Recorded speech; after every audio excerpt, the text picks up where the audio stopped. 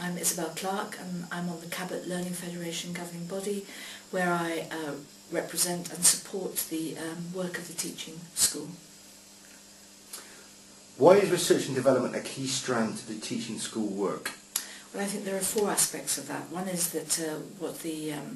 research and development enables people to do is to obviously do the research, so it's about generating ideas that people can take up and then follow up on. I think it's also about giving a theoretical base to ideas that people then have and they can go out and try them knowing that there has been research. And so with that it's about getting people together to then evaluate what they've been doing. So all the time you've got an investment of energy and thinking that can only be good because it develops the way the teaching school can go, and it allows you to focus on that. Can you give me a brief outline of the kit bag project? Yes, this is a National College project that we were asked to do, and what we started by doing was contacted other schools that had been doing a similar sort of research and development, and we were able to draw together all their ideas, and we then found a way of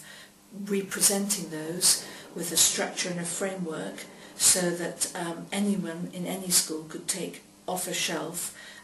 guidelines of how they might set about doing a research and development project,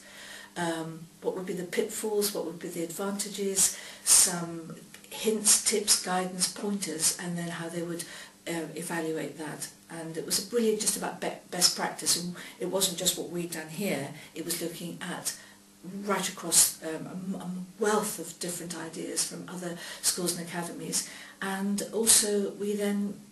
added the case studies from some of those so people could actually look at what the work was, not just the ideas around it.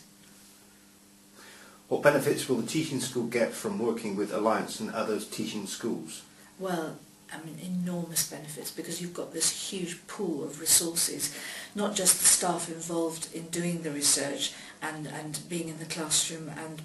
the practitioners and asking their questions, but also it spreads the load as well, so that people aren't just working in their own isolated way and sometimes actually duplicating what others might be doing, because we bring those ideas together and talk about them, and of course that generates even more ideas and more thinking. So you've got staff